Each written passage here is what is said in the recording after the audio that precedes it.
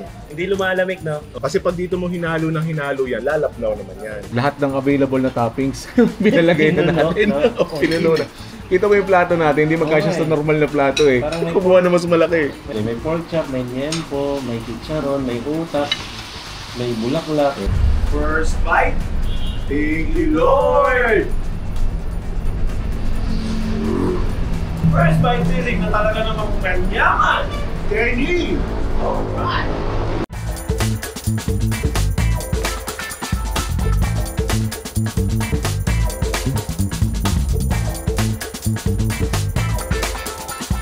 Yan, di na tayo sa Liam's Lomi House. Yes, hashtag Eat, Pray, Lovely pa. Yan po. Siyempre tayo ay magle-lechon lume. Tapos yung special fried rice nila. Best seller nila yan. Tapos papatikim ko yung pork barbecue. Kanino ko papatikim? Makikita nyo mamaya. Yan. Lechon lomi. Champion yan dati. Yan ang kalakaran mo. Din eh. Order ka muna. Tapos may menu naman din eh. Yan. Tingnan nyo na laang. Para makita nyo ang presyon. Affordable naman. Tapos, doon na mga kainan. Dami naman mesa din eh. Which is very inspiring considering na dyan sila nagsimula sa kubong iyan. Ngayon, bini na, dinadayo na ng mga turista. Kakatuwa nga naman. Yan, and speaking of mga turista, Kim Canlas, syempre kasama si Capches. Hello guys! Para magkasama lang tayo nung ano Di matagal na yun. Matagal na ba yun? 2 buwan na yun. Oo, 2 buwan na ba yun? Para last week lang eh. Oo nga eh. Yan, nagdadatingan ng aming mga order. Ari yung special fried rice, binibiba ko sa kanila yan. Tapos ari ay chami.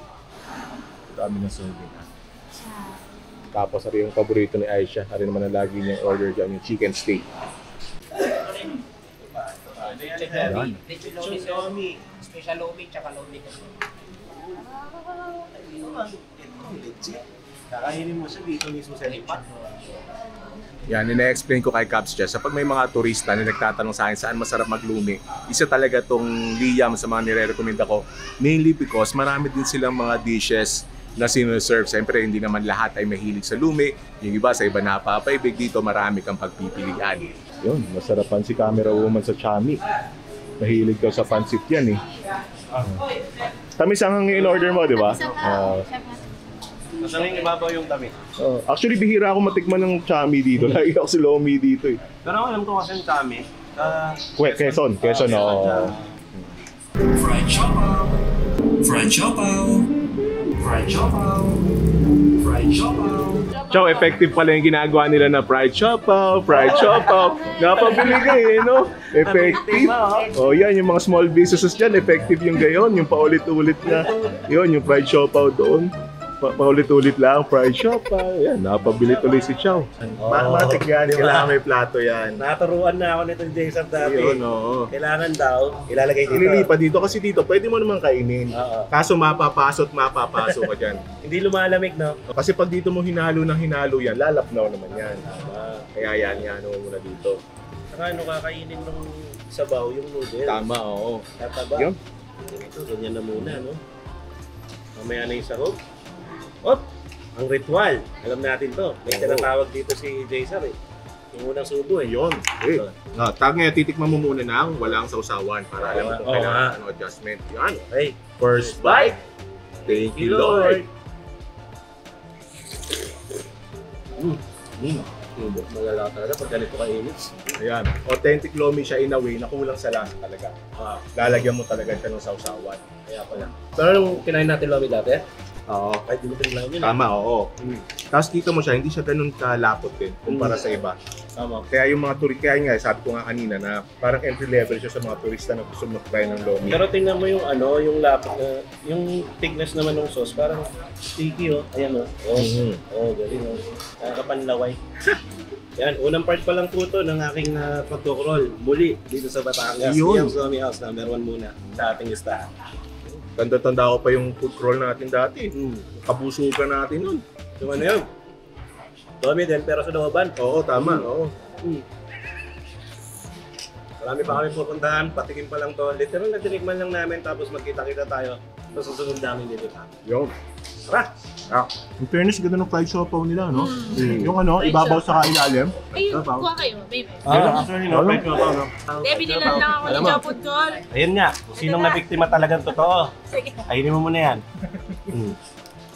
Nabiktima. Sabi kasi, fried siopaw, fried Nabiktima siopaw. sa Ayan, LSS. bumili nga ng fried siopaw. Ito yung sabi kong paborito ni Mrs. Chicken Steak. Yan lang nang yan ang in-order niyan din. Ganda naman. Maganda naman yan, Bay. Yan na rin yung special fried rice nila. Kasi itong lechon lumi, lagi ko talaga kinakanina niyan. Pero plain rice. Pero masarap itong ano nila eh. Special fried rice nila. Yun. Carbs on carbs tayo. Special fried rice nila. Kasi may siopaw pa. Hindi naman puro carbs.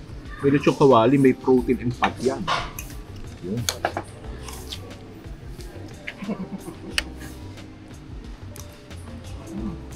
Solid. Kita-kita tayo sa sunod. Sabi ko, okay, kaunti lang kakainit kami nag-aros kaldo sa bahay. Edugari. Ubus na rin.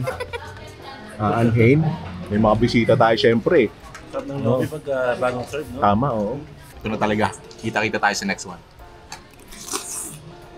Huwag kayong huwag kayong ma-conscious sa diet nyo, kumain kayong kanin. Talaran nyo ako, Kylo. Sa amin nun, parang... Kakanin pa ako. Kasi naka-on yung camera ng Jason. Ay, bawal. Plastic. Ay, bawal. Bawal eh.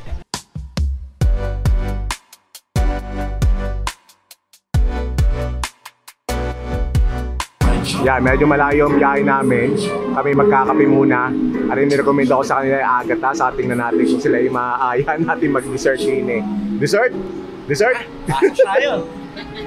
Yeah, kita nyo naman yung mga dessert. Nasaan yung paborito natin dito? Ito. Leche runes. Grabe, sarap mo. Turo na naman. At hindi nakapaghalo-halo. Kakape na lang kami. Mas try niyo po yung aming Agata Coffee po. Caramel base po siya na may homemade cream. Yan, Agata coffee kami. Correct ko lang, sabi ko kasi kanina, lechon plan kamaron eh. Makaron. Makaron, di ka. Lechon plan.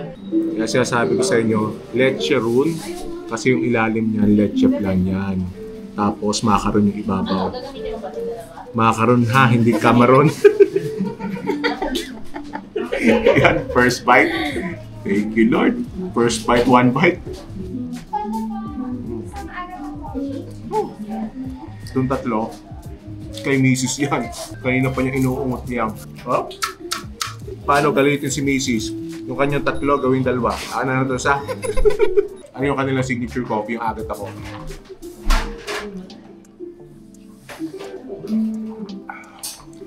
Yung perfect yung pagka-sweet, milky, sa yung tapang niya. Quick stop lang tayo dito. See you sa next one. Buti na lang, expert.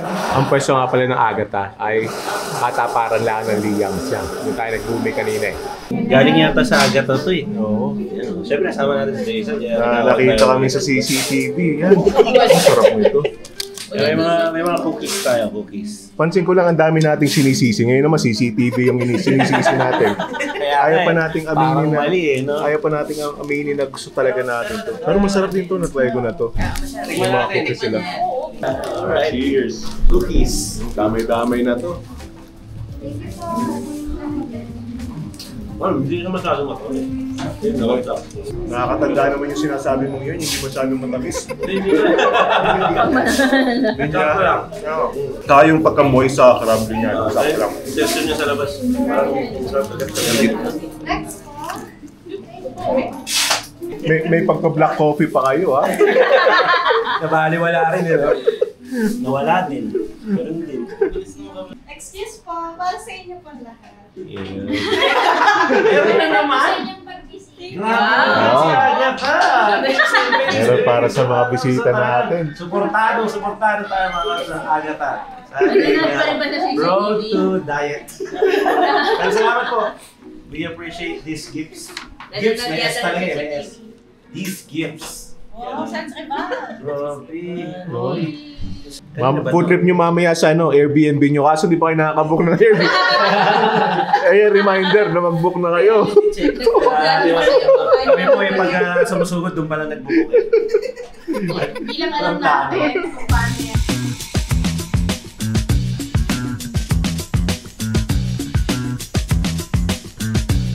Yan, naghahanap ng tostado ang mga bisita natin. Hindi ko sila naisipan dalhin sa Tata Uding Lomi House at tawag niya, pero sa tostado sikat ang mga yan. Nakita nyo naman, punong-puno ng tao. Actually, pagdating namin, nagmabandaling umalis yung may-ari at naubusan daw ng Mickey.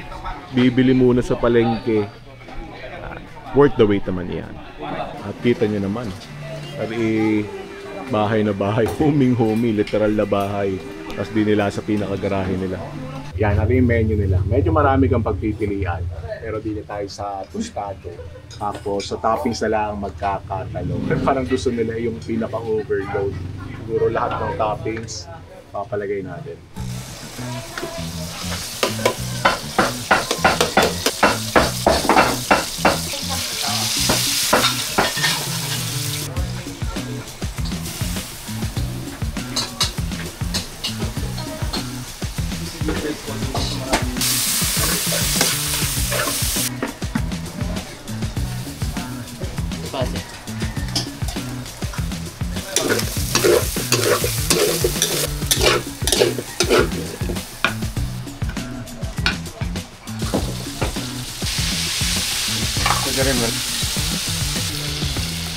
Yan na rin nasa aming ginagawa na. Order kami ng tostado, tapos lahat ng available na toppings pinalagay namin. Walaan nyo na ubusan sila ng Mickey. Yan, kalakas dinner sa Tata Uding.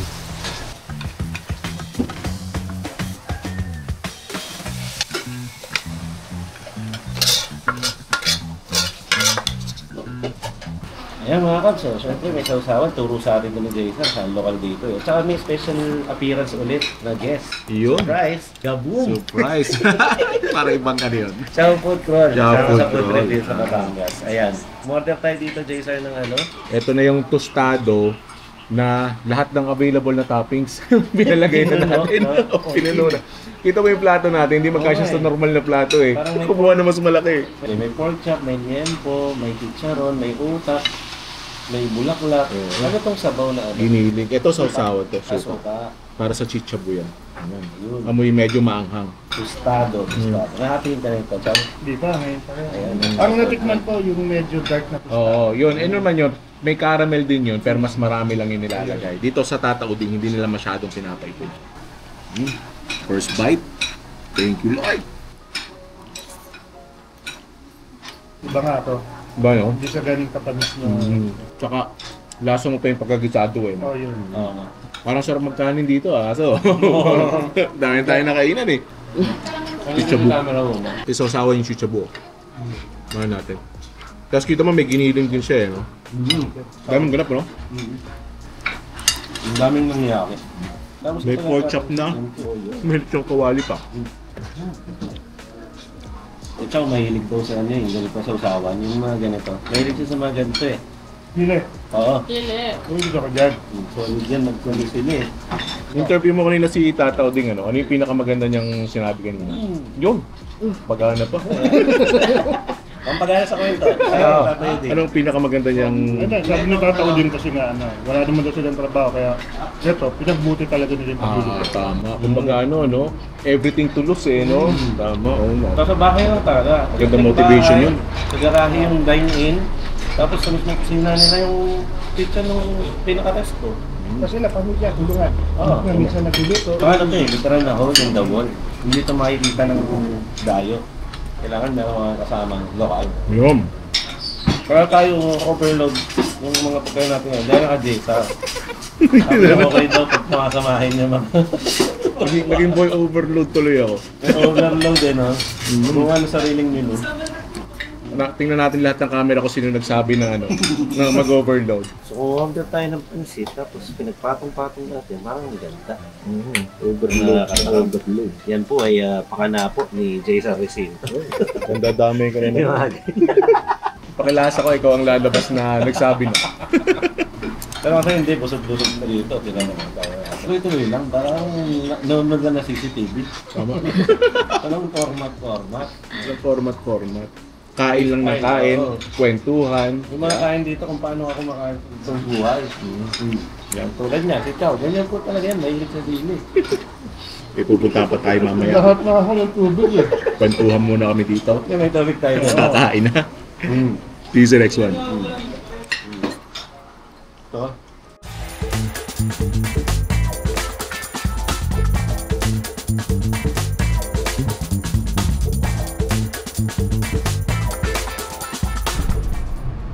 Yan, kinakabahan na ako. First bite sisig naman. Ang titimusan nila. Wag na lang kaya, wala. Kinaman eh. Ibang pressure eh, kinaman. Yung naramdaman ko ng good news pa. Kinabahan ako bigla eh.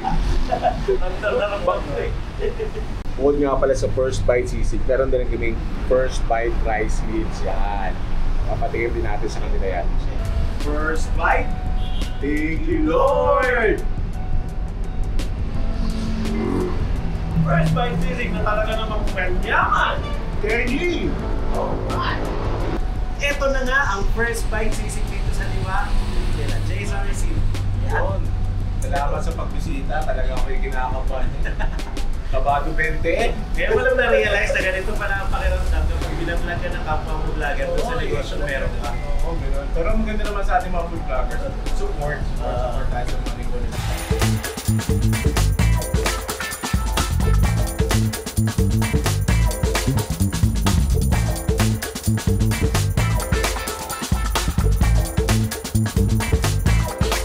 Yan, napaka-solid naman ng food trip natin din sa Lipa City. And in case hindi nyo nakapansin ay sa ibang channel nyo ako napapanood. Narinig tayo sa Hello Lipa channel. Kung hindi pa kayo nakaka-subscribe, make sure mag-subscribe kayo dito. At kung nabitin kayo sa food trip natin ngayon, tuloy natin ang food trip dito. Thank you for watching. I'll see you in a bit.